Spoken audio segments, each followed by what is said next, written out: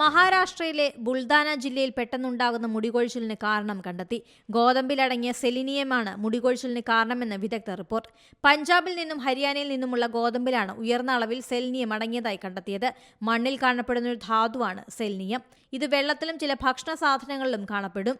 Selenium വളരെ ചെറിയ അളവിൽ ആളുകൾക്ക് ആവശ്യമാണ്. പ്രശ്നബാധിത പ്രദേശത്തെത്തി സാമ്പിളുകൾ ശേഖരിച്ചിരുന്നു. യുവതികൾക്ക് തലവേദന, പനി, തലയോട്ടിയിലെ ചൊറിച്ചിൽ തുടങ്ങിയ ലക്ഷണങ്ങൾ ഉള്ളതായി കണ്ടെത്തി. പഞ്ചാബ്, ഹരിയാന എന്നിവിടങ്ങളിൽ നിന്ന് ഇറക്കുമതി ചെയ്തിരുന്ന ഗോതമ്പാണ് ഇതിന്റെ പ്രധാന കാരണം. പ്രാദേശികമായി ഉൽപ്പാദിപ്പിക്കുന്ന ഗോതമ്പിനേക്കാൾ വളരെ ഉയർന്ന അളവിൽ ഇറക്കുമതി ചെയ്യുന്ന ഗോതമ്പിൽ സെലിനിയം അടങ്ങിയിട്ടുണ്ടെന്നാണ് കണ്ടെത്തൽ. പ്രാദേശികമായി ഉൽപ്പാദിപ്പിക്കുന്ന ഗോതമ്പിനേക്കാൾ 600 മടങ്ങാണ് ഇറക്കുമതി ചെയ്യുന്ന ഗോതമ്പിലെ സെലിനിയത്തിലെ അളവ്. രോഗബാധിതരായ ആളുകളുടെ രക്തം, മൂത്രം, മുടി എന്നിവയിൽ സെലിനിയത്തിന്റെ അളവിൽ ഗണ്യമായ വർധന കണ്ടെത്തിയിട്ടുണ്ട്. ആളുകൾക്ക് പ്രധാനമായും റേഷൻ കടകളിൽ നിന്നാണ് ഇത്തരം ഗോതമ്പ് ലഭിക്കുന്നത്. സെലിനിയം അടങ്ങിയ ഗോതമ്പ് കഴിക്കുന്നത് നിർത്താൻ ജനങ്ങൾക്ക് നിർദ്ദേശം നൽകിയിട്ടുണ്ട്.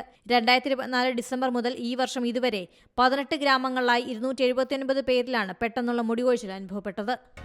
പുതിയ വാർത്തകളും വിശേഷങ്ങളും ഇനി വിരൽ തുമ്പിൽ. എല്ലാ ഡിജിറ്റൽ പ്ലാറ്റ്ഫോമുകളിലും ഇപ്പോൾ സീ മലയാളം ന്യൂസ് ലഭ്യം.